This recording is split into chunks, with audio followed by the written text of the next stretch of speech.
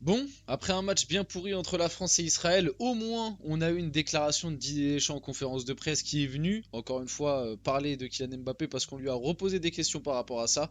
Et encore une fois, une réponse assez mystique, où il en dit un peu sans trop en dire. Le flou continue de traîner autour de cette situation et des échos qui sortent de plus en plus. Déjà, le truc qui est marrant avec cette histoire, c'est qu'il y a vraiment deux grosses idées qui se combattent. D'un côté, ceux qui pensent que, et j'en fais partie, et ceux qui ont des infos plus que moi d'ailleurs, pensent que c'est Mbappé qui a pris la décision de ne pas venir. De l'autre côté, il y en a qui t'affirment, et Deschamps l'affirme lui-même, que c'est lui qui a pris la décision et que Mbappé voulait venir. Donc déjà par rapport à ça, il y a un flou qui est vraiment saoulant, voilà, saoulant autour de cette équipe de France. Il a encore eu une déclaration par rapport à ça. Et les échos surtout qui sont en train de venir petit à petit, c'est que dans tous les cas, que ce soit Mbappé qui a pris la décision de ne pas venir ou que ce soit Deschamps qui a pris la décision que Mbappé ne vienne pas, il y a vraiment de plus en plus de chances que Mbappé prenne sa retraite internationale. C'est les échos qui sont de plus en plus forts, les bruits de couloir, tu vois, qui traversent de plus en plus de couloirs, qui vont dans cette direction-là et qui t'expliquent que là, à tout moment, vraiment, hein, moi, j'ai entendu des trucs comme quoi, à tout moment, d'ailleurs, du côté de l'équipe de France et de la FFF, on est un peu en panique, et de Deschamps, du coup, on est un peu en panique par rapport à ça, parce que vraiment, à tout moment, Kylian pourrait annoncer sa retraite internationale, et je vous dis pas le boucan que ça serait. En tout cas, il y a vraiment une réflexion dans cette direction du côté de Kylian Mbappé. Donc on va voir tout ça dans cette vidéo. On va aussi voir quelques actus autour de l'équipe de France, réagir du coup à la déclaration de Didier Deschamps en après-match sur Mbappé. Avant que la vidéo commence, n'hésitez pas à la liker, à commenter, à partager, à vous abonner. Ça fait toujours plaisir et ça aide pour le développement de la chaîne. Et nous, on va pouvoir y aller dès maintenant. Donc, la déclaration de Didier Deschamps, il reste dans sa ligne de conduite. Il va pas se déjuger maintenant en même temps parce que sinon, il passerait vraiment pour un débile. Mais Didier Deschamps relancé sur le sujet Mbappé par Vicente Lizarazu. Vous voulez me relancer, il n'est pas là, donc je vais vous dire ce que j'ai déjà dit. Laissez-le tranquille. D'ailleurs, la conférence de presse où il parle du laissez-le tranquille, on pourra peut-être aussi en parler prochainement. Vous allez voir, vous allez comprendre l'aspect que j'ai envie de, on va dire l'angle dont j'ai envie de parler avec ce laissez-le tranquille. Il a dit des fois c'est bien de ne pas trop en dire. Bah non en fait. Non. Tu vois, rien que là, cette décla, ça montre qu'il y a un truc bizarre. Ça montre que, pour moi, la version de Deschamps, j'ai dit de Deschamps sans faire exprès. En même temps, vu le jeu proposé, on se fait bien chier. Non, mais ça montre que cette version de Deschamps, elle n'a aucun sens.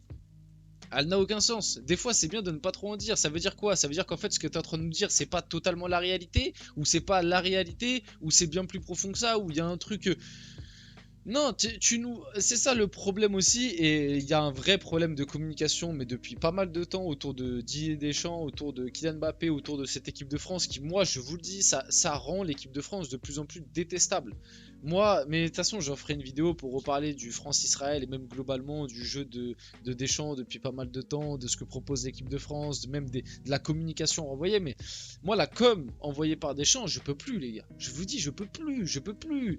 Vite fait, je vais en parler dans une vidéo, mais quand là il vient à la fin de ce France-Israël et il me dit ouais, on a assuré l'essentiel, on s'est qualifié, mais j'ai envie de t'en déclencher une. C'est pas possible de dire ça quand t'es l'équipe de France, quand t'as quand même un effectif certain, ok.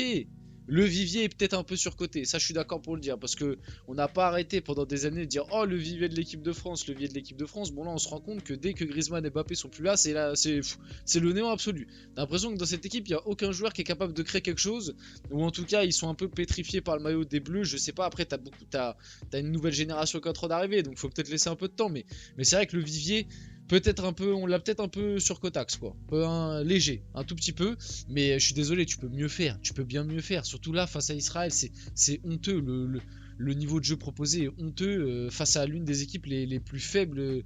Je sais même pas c'est quoi leur classement et j'ai même pas envie de le savoir d'ailleurs, mais c'est l'équipe la plus faible de toute la Ligue A quoi. Normalement c'est une équipe, tu dois leur en coller 4-5 sans forcer, sans forcer.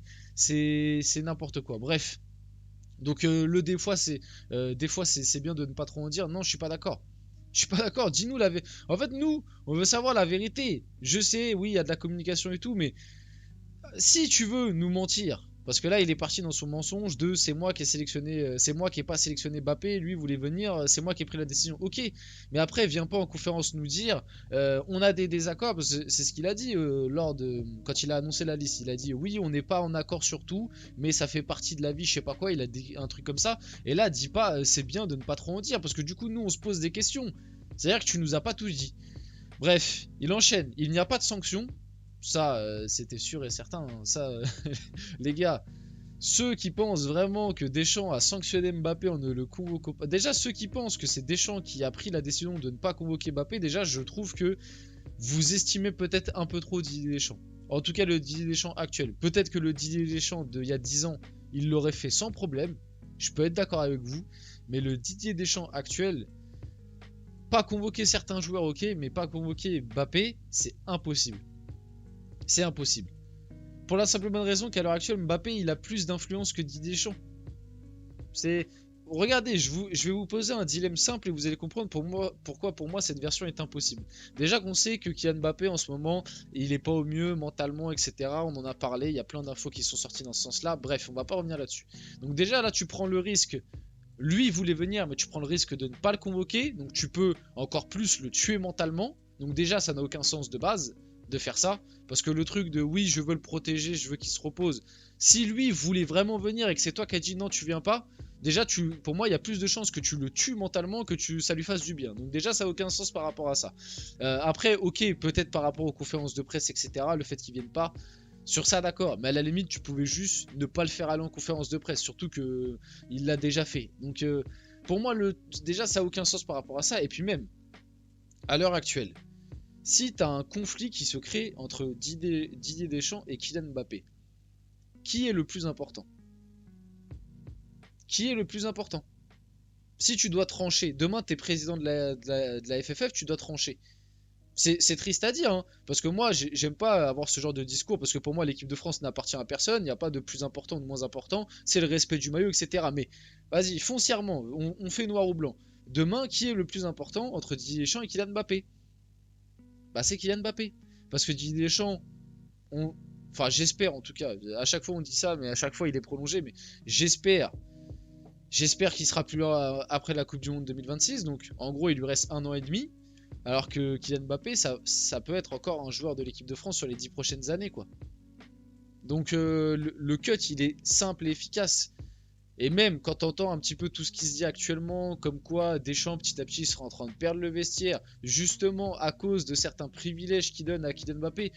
Bref, vous l'avez compris, pour moi, la théorie de c'est Deschamps qui a sanctionné Mbappé, c'est Deschamps qui n'a pas convoqué Kylian Mbappé, pour moi, ça ne fait aucun sens. Je n'y crois pas, ça ne fait aucun sens. Et en plus de ça, il y a plus de risques en faisant ça que tu perdes encore plus Kylian Mbappé que l'inverse. Même si je peux être d'accord avec certains de dire au bout d'un moment, Kylian Mbappé, pas Kylian Mbappé, une convocation en équipe de France, ça se mérite, etc. Sur ça, je suis totalement d'accord.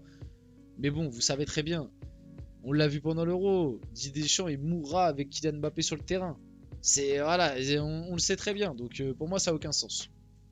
Bref, c'est factuel, il est dans une situation compliquée, je suis derrière lui, il passe la période qui n'est pas la plus heureuse de sa carrière, malgré tout, il a envie de venir, je pense que c'est mieux en ce moment pour lui. Donc là, il est clairement en train de nous dire, lui il avait envie de venir, mais en ce moment il est nul, donc il vient pas.